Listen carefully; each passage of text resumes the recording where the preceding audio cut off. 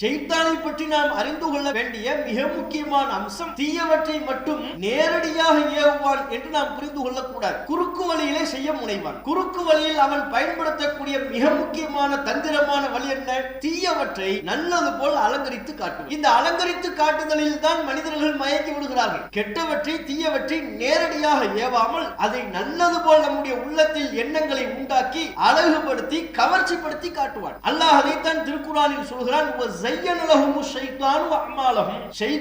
மனிதர்களுக்கு அவர்களுடைய செயல்பாடுகளை அலங்கரித்து காட்டுகிறான். நலனில் அக்கறை உள்ளவன் போல் நடிப்பான். அப்படியான எண்ணத்தை ஏற்படுத்தி அல்லாஹ்வினுடைய அருளுக்குரிய பாதையிலிருந்து நம்மை தூரமாக்குவான். அதுதான் வேலை. மதுவில் ஊறி தலைப்பவர்கள் உலகத்தில் உள்ள எல்லாரும் பயான் பண்ணுவான். மது குடிக்கிறதுனால கிட்னி போயிடும், மது குடிக்கிறதுனால ஈரல் போய்விடும், மது குடிப்பதால் ஆயுள் காலம் குறையும். ஊர்பட்ட உலகத்தில் உள்ள அத்தனை மருத்துவர்களும் சொல்வார்கள். அந்த எச்சரிக்கைகளை தாண்டி இவன் போய் எப்படி குடிக்கிறார்கள்? ஷைத்தான் இவனுக்கு ஒரு எண்ணத்தை ஏற்படுத்துவான். நல்லது மது குடிக்கிறதுனால உன் கவலை நீங்குகிறதா இல்லையா? அதுல உள்ள நல்லவற்றின் சில பகுதியை கூட்டி குறைத்து அலங்கரிக்கப்பட்ட ஜோடிக்கப்பட்ட வார்த்தைகளை சொல்லி அவனை மதிமயக்குவான். எல்லா தீயவற்றையும் எல்லா மோசமானவற்றையும் இப்படித்தான் அலங்கரித்து காட்டுவான். கண்ணியத்திற்குரிய எல்லாம் உள்ள அல்லாஹ்வின் நல்லடியார்களே, எல்லாம் உள்ள ஏக இறைவனின் அருள் நம்மை நல்வழிப்படுத்த வந்த நபிகள் நாயகம் ஸல்லல்லாஹு அலைஹி வஸல்லம் அவர்களின் மீதும் அவர்கள் வழி நடந்த அனைத்து நல்லோர் மீதும் ஜும்ஆவினுடைய வணக்க வழிபாட்டை நிறைவேற்ற இங்கே அமர்ந்திருக்கும் நம் அனைவரும் மீதும் என்றென்றும் உண்டாகுமா.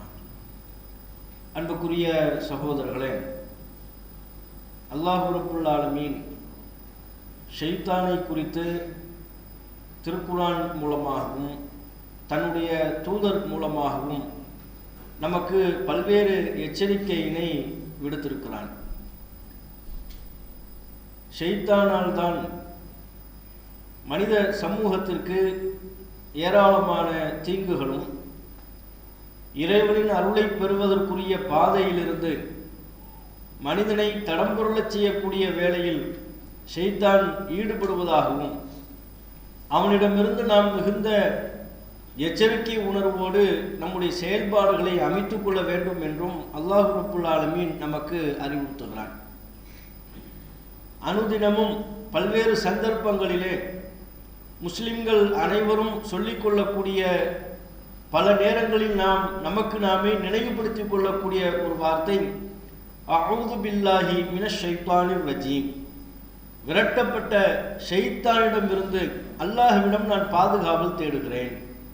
இந்த வார்த்தையினை சொல்லாத, இந்த வார்த்தையினை பற்றி அறிந்திருக்காத எந்த முஸ்லிமும் இருக்க மாட்டார்கள். விரட்டப்பட்ட ஷைத்தானிடமிருந்து நான் பாதுகாவல் தேடுகிறேன். ஷைத்தான் அல்லாஹ்வின் அருளில் இருந்து விரட்டப்பட்டுள்ளான். இறைவனின் கோப பார்வைக்கு ஆளாகி அல்லாஹ்வினுடைய நெருக்கத்தில் இருந்து அவன் விரட்டப்பட்டிருக்கிறான். அவனுடைய இழி செயலால் அந்த நிலையை அடைந்தான். அல்லாஹ்வின் கோப பார்வைக்கு தான் ஆளாகிய காரணத்தினால் ஆதமின் பிள்ளைகள் நம் அனைவரையும் அவனைப் போலவே நாமும் அல்லாஹ்வின் கோப பார்வைக்கு ஆளாக வேண்டும், அல்லாஹ்வின் அருளை பெற்றுவிடக்கூடாது என்பதற்காக பல்வேறு சதி வேலைகளில் ஈடுபடுகிறான். அவற்றை உள்ளடக்கி, இறைவா உன்னுடைய அருள் எனக்கு வேண்டும், உன்னுடைய கருணை எனக்கு வேண்டும், ஷைத்தானின் சதி வலைகளில் நான் சிக்கிவிடக்கூடாது, அவனுடைய சதி செயல்களில் இருந்தும் அவனுடைய ஏமாற்றும் மோசடிகரமான வேலையில் இருந்தும் என்னை பாதுகாப்பாயாக என்கிற கருத்தை உள்ளடக்கியதுதான் அஊது பில்லாஹி மினஷ் ஷைத்தானிர் ரஜீம். விரட்டப்பட்ட ஷைத்தானிடமிருந்து நான் பாதுகாவல் தேடுகிறேன். ஷைத்தான் அல்லாஹ்விடம் இந்த உலகத்திற்கு அவன் விரட்டப்படுகின்ற பொழுதே சபதம் எடுத்துக்கொண்டுதான் வந்தான். மனிதர்களில் உம்முடைய நேரான பாதைக்கு செல்ல வருகின்ற பொழுது நான் அந்த நேரான பாதையில் போய் அமர்ந்து கொள்வேன், குறுக்கே அமர்ந்து கொள்வேன், அவர்களை நேரிய பாதையில் செல்ல விடமாட்டேன். சும்மல ஆத்தியன்னஹும் மின் பைனி ஐதீஹிம் வ மின் ஹல்ஃபிஹிம் வ அன் ஐமானிஹிம் வ அன் ஷமாயிலிஹிம். அவர்களின் வலப்புறத்திலிருந்து நான் வருவேன், அவர்களின் இடப்புறத்திலிருந்து நான் வருவேன், அவர்களுடைய முன்னும் பின்னும் எல்லா புறங்களிலும் நாலா புறங்களிலிருந்தும் அவர்களிடம் நான் வருவேன். எதற்காக? வழிகாட்டுவதற்கல்ல, அல்லாஹ்வின் அருளுக்குரிய பாதையில் நாம் செல்கின்ற பொழுது அதனை தடுப்பதற்காக. வலா தஜிது அக்ஸரஹும் ஷாக்கிரீன். அவர்களில் அதிகமானோரை நன்றி செலுத்துவோராக நீ பார்க்க முடியாது. அல்லாஹ்விடத்தில் சபதம் எடுத்து வந்துள்ளான். எனக்கு அதற்கு அவகாசம் வழங்க வேண்டும் என்று அல்லாஹ்விடம் அவகாசத்தை பெற்று இங்கே அவன் விரட்டப்பட்டிருக்கிறான் எனும் பொழுது நாம் அல்லாஹ்வின் அருளுக்குரிய செயல்பாடுகளில் ஈடுபட முனையும் பொழுது அல்லாஹ்வினுடைய ரஹ்மத்தை பெறக்கூடிய காரியங்கள், அல்லாஹ்வின் மன்னிப்பை பெறுவதற்குரிய காரியங்களிலே ஒரு முஸ்லிம் ஈடுபட முனையும் பொழுது பல்வேறு குறுக்கு வழிகளின் மூலமாக நம்மை வழிகெடுப்பதற்கு ஷைத்தான் முயற்சிப்பான். அந்த நற்காரியத்தில் நாம் ஈடுபட்டு விடக்கூடாது. ஷைத்தானின் ஒரே இலக்கு என்ன?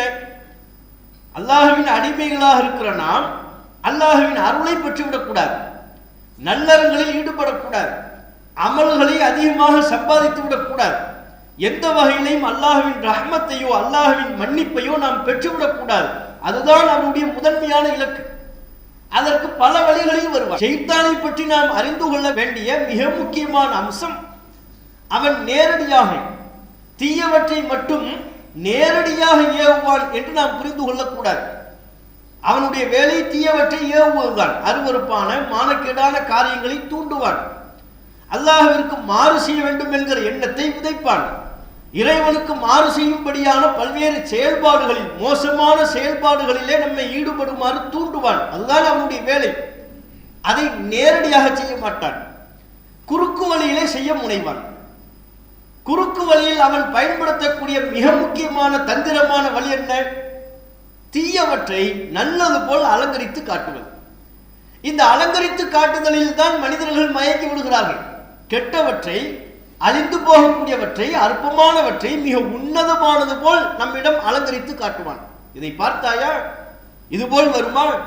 இதை பெற்றுவிட்டால் இந்த உலகத்தில் உனக்கு மோட்சம், இதை பெற்றிருப்பவர் யாரோ அவரே இந்த உலகத்தில் நிம்மதியாக வாழ்ந்து கொண்டிருக்கிறார், இந்த காரியத்தில் ஈடுபடாவிட்டால் இதுவெல்லாம் ஒரு வாழ்க்கையா என்றெல்லாம் தீயவற்றை நமக்கு அலங்கரித்து காட்டுவான். அதுதான் அவனுடைய வேலை.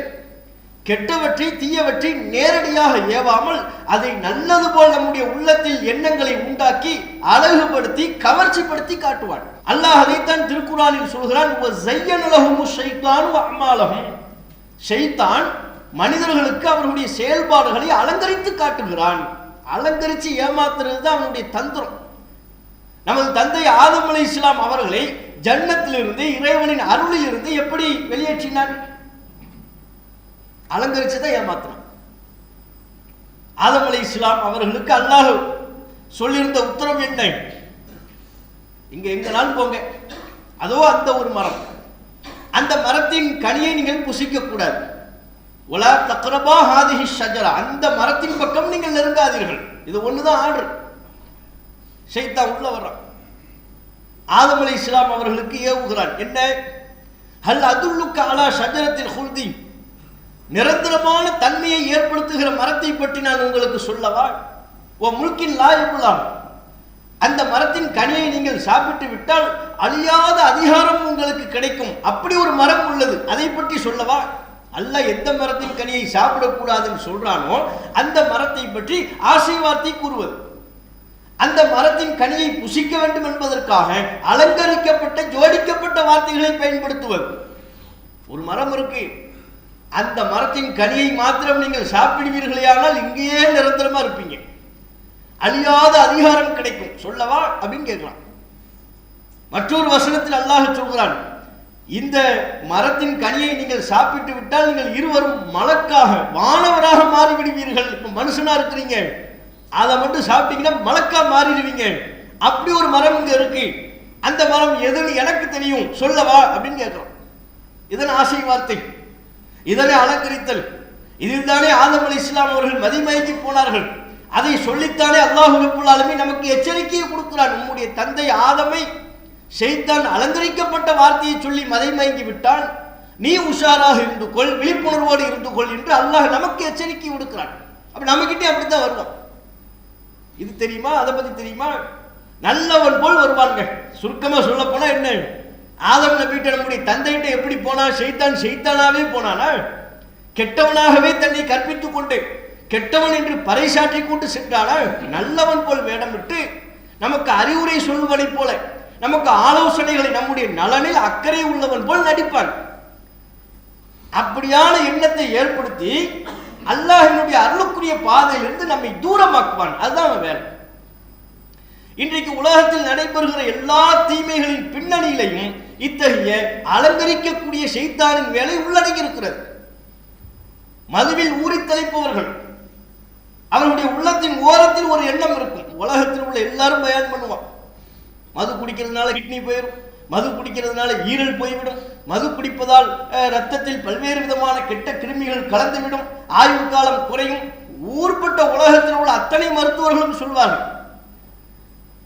அந்த எச்சரிக்கைகளை தாண்டி இவன் போய் எப்படி குடிக்கிறாள்? ஷைத்தான் இவனுக்கு ஒரு எண்ணத்தை ஏற்படுத்துவான். அப்படி எல்லாம் செத்தா போயிட்டாங்க, பார்ப்ப உலகத்தில் எவ்வளவு பேர் நல்லா இருக்கிறாள், குடிச்சவங்க நல்லா தானே இருக்கிறாள், நிம்மதியா வாழ்ந்துக்கிட்டு தானே இருக்கிறாள். நம்ம கண்ணு பின்னால் அவன் குடிக்கலையா இவன் குடிக்கலையா, அவங்க எல்லாம் கம்பீரமா இருக்கிறாங்கல்ல. நல்லதுப்பா, மது குடிக்கிறதுனா உன் கவலை நீங்குகிறதா இல்லையா? அதுல உள்ள நல்லவற்றின் சில பகுதியை கூட்டி குறைத்து அலங்கரிக்கப்பட்ட ஜோடிக்கப்பட்ட வார்த்தைகளை சொல்லி அவனை மதிமயக்குவான். குடிக்கிறதுனால நீ ஒன்னும் செத்துற மாட்ட, குடி, உனக்கு ஒன்றும் பிரச்சனை இல்லை. எல்லா தீயவற்றையும் எல்லா மோசமானவற்றையும் இப்படித்தான் அலங்கரித்து காட்டுவான். நபிகள் நாயகம் ஸல்லல்லாஹு அலைஹி வஸல்லம் அவர்கள் ஷைத்தான் வருகிற வழிச்சுவடில் இதுதான் முதன்மையானது என்பதை நமக்கு பல நேரங்களில் சொல்லியிருக்கிறார்கள். ரசூலுல்லாஹ் சொல்றாங்க, யகீது ஷைத்தானு அலா காஃபியத்தி ரஅஸி அஹதிக்கும், உங்களில் ஒருவர் இரவு நேரத்தில் தூங்க செல்கின்ற பொழுது அவரது தலைமாட்டில் ஷைத்தான் வந்து அமர்வான். நைட்டு தூங்க போகும்போது ஷைத்தான் வந்துருவான். அவருடைய தலையின் பின்பகுதியில் 3 முடிச்சுகளை போடுகிறான். 3 முடிச்சு பின்னால போடுறான், தொட்டு பார்த்தா தெரியாது. நைட் தூங்கும் போது தொட்டு பார்த்து என்ன ஒரு முடிச்சும் இல்லையே, அப்ப ஷைத்தான் வரலையா நினைச்சிடக்கூடாது. அது ரசூல் ஸல்லல்லாஹு அலைஹி வஸல்லம் அவர்கள் அப்படி நமக்கு சொல்கிறார்கள். 3 முடிச்சு போடுறான். என்ன முடிச்சு போடுறானா? ஒவ்வொரு முடிச்சு போடும்போது என்ன சொல்வான் தெரியுமா? ரசூலுல்லாஹ் சொல்றாங்க, ஒவ்வொரு முடிச்சுக்களை போடும் போதும் ஷைத்தான் சொல்லக்கூடிய வார்த்தை அலைக்க லைலும் தவீல், உனக்கு நீண்ட இரவு இருக்கிறது, ஃபர்குத், நிம்மதியாக உறங்கு. அலைக்க லைலும் தவீல், நீண்ட இரவு இருக்கிறது, ஃபர்குத், நிம்மதியாக உறங்கு. நிம்மதியா உறங்குன்னு தாலாட்டு பாடிக்கிட்டு இருக்கலாம். நல்ல தூங்கு, அதெல்லாம் இரவு ரொம்ப நேரம் இருக்கு, கவலைப்படாத, இரவை பற்றி கவலைப்படாத, நீண்ட இரவு உள்ளது, நிம்மதியாக உறங்கு. இதை சொல்லிக்கிட்டே தூங்குவான், இதை சொல்லிக்கொண்டே இருப்பான், முடிச்சுகளை போடுவான். அப்புறம் ரசூலுல்லாஹ் சொல்றாங்க, காலை எழுந்ததும் எந்த அடியார் அல்லாஹ்வை நினைவு கூறுகிறாரோ ஷைத்தான் போட்ட 3 முடிச்சுகளில் ஒரு முடிச்சு அவிழ்ந்துவிடும். ஒயின் தவல்ல, அவர் ஒழு செய்து விட்டால் அவன் போட்ட 2வது முடிச்சு அவிழ்ந்துவிடும். ஒயின் சல்லா, அவர் தொழுது விட்டால் ஷைத்தான் போட்ட 3 முடிச்சுக்களும் அவிழ்ந்துவிடும். அவர் உற்சாகமாக காலை பொழுதை அடைவார் என்று நபிகள் நாயகம் ஸல்லல்லாஹு அலைஹி வஸல்லம் அவங்க சொல்றாங்க. இது நாம கவனிக்க வேண்டிய அம்சம். ஷைத்தான் முடிச்சு போடும்போது இதை ஏன் சொல்றான் நமக்கு? தூங்கு, நிம்மதியா தூங்கு, எந்த டிஸ்டர்பன்ஸ் இல்லாம தூங்கு, இரவு நீண்ட நேரம் இருக்கிறது, நாம நிம்மதியா தூங்குறதுல அவனுக்கு என்ன அக்கறை? நம்ம அவன்கிட்ட சொன்னோமா, புலம்படமா, தூக்கமே இல்லைன்னு அவன்கிட்ட சொன்னோமா? நம்ம தூக்கமே வரல, நிம்மதியே இல்லை, அவன்கிட்டயா சொன்னோம்? ஆனா அவன் சொல்றான் நமக்கு நிம்மதியா தூங்க, கவலைப்படாத, இரவு நீண்ட நேரம் இருக்கிறது. அப்படின்னா என்ன? அவன் நோக்கம் என்ன? நாம் தூங்க வேண்டும் என்பது அவன் நோக்கம் இல்லை, நிம்மதியாக தூங்க வேண்டும் என்பது அவனுடைய நோக்கம் இல்லை, தொழாமல் தூங்க வேண்டும் என்பது அவன் நோக்கம். தொழுகைக்கு எழுந்து விடக்கூடாது. இவன் காலையில் எழுந்து ஒழு செய்து என்னிடமிருந்து பாதுகாப்பு தேடி ஒழு செய்து தொழுது விட்டால் அல்லாஹ்வின் அருளுக்குரியவனாக மாறிவிடுவான். அந்த வேலைக்கு ஆகிவிடக் கூடாது, அந்த நிலை உண்டாகிவிடக் கூடாது. அப்ப என்ன செய்யறது? காலையில் எஞ்சிக்கும் போதே அல்லாஹ்வின் அருளில் இருந்து இவனை தூரமாக்க வேண்டும் என்றால் இவனை எழுந்திருக்க விடாம தூங்க வைக்கணும். அதுக்கு தான் என்ன சொல்றான் ஷைத்தான், தூங்குப்பா, அதெல்லாம் இரவு இருக்கு, கவலைப்படாதப்பா. திடீர்னு நம்ம எழுந்திருப்போம், எழுந்து டயத்தை பார்ப்போம், மணி 4:30 அல்லது 5, பாங்கு சொல்றதுக்கு 20 நிமிஷம் தான் இருக்கும். நமக்கு தெரியும், மைண்டுக்கு நல்லாவே தெரியும் 20 நிமிஷங்கிறது ரொம்ப குறைவு. ஆனா ஷைத்தான் அதை எப்படி தெரியுமா காட்டுவான்?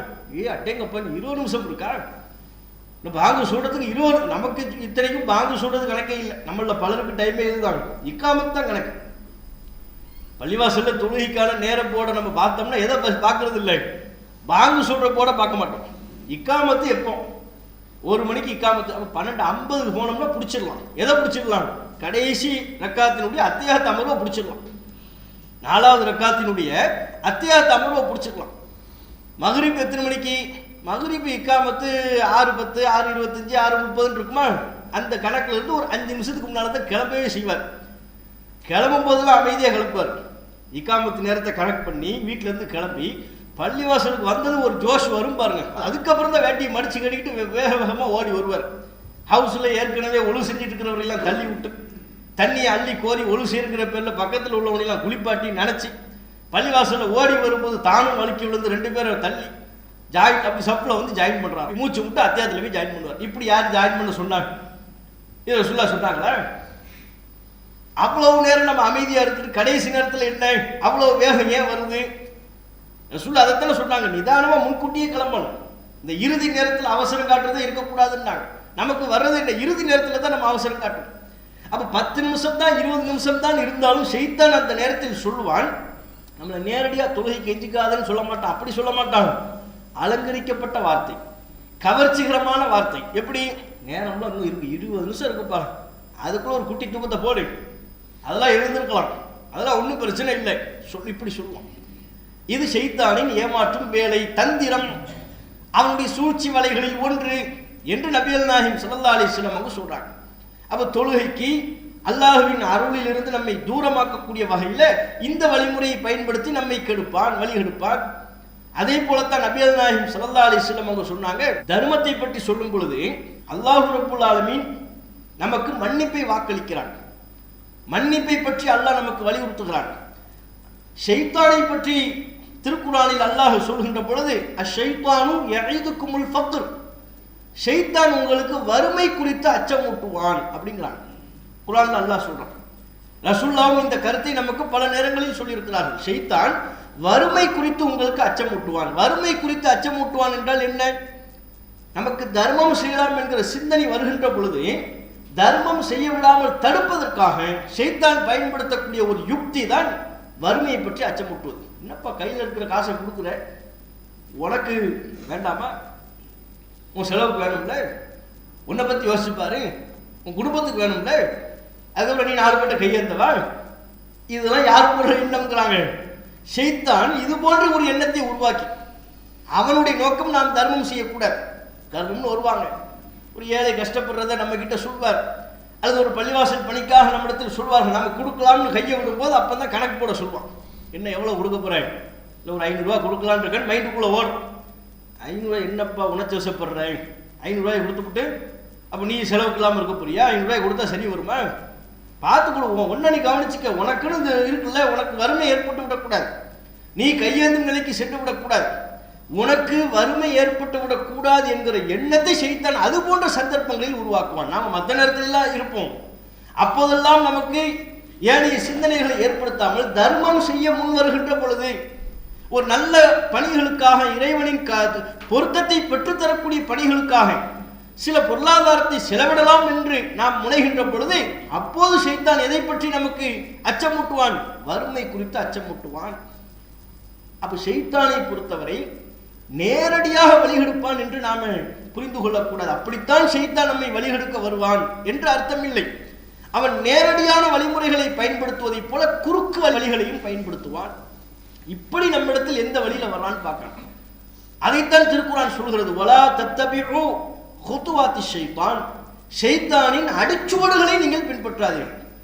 அவன் நம்மளை அழைத்து செல்லக்கூடிய பாதையை நோக்கி அவனுடைய அடிச்சுவடுகளை கூட நாம் பின்பற்றி விடக்கூடாது, அதில் கண்ணும் கருத்துமாக இருக்க வேண்டும் என்கிற எச்சரிக்கையினை திருக்குர்ஆனின் மூலமாக அல்லாஹ் ரப்புல் ஆலமீன் நமக்கு சொல்லித்தரதை பார்க்கிறோம். இப்படி ஷைத்தானை பகிரங்க எதிரியாக எடுத்துக்கொண்டு அவனுடைய அத்தனை விதமான சூழ்ச்சிகளில் இருந்தும் சதி வலைகளில் இருந்தும் ஒரு மூமின் எப்போதும் விழிப்புணர்வோடும் எச்சரிக்கை உணர்வோடும் இருக்க வேண்டும் என்பதுதான் திருக்குர்ஆன் நமக்கு சொல்லித் தருகிற மிக முக்கியமான பாடம்.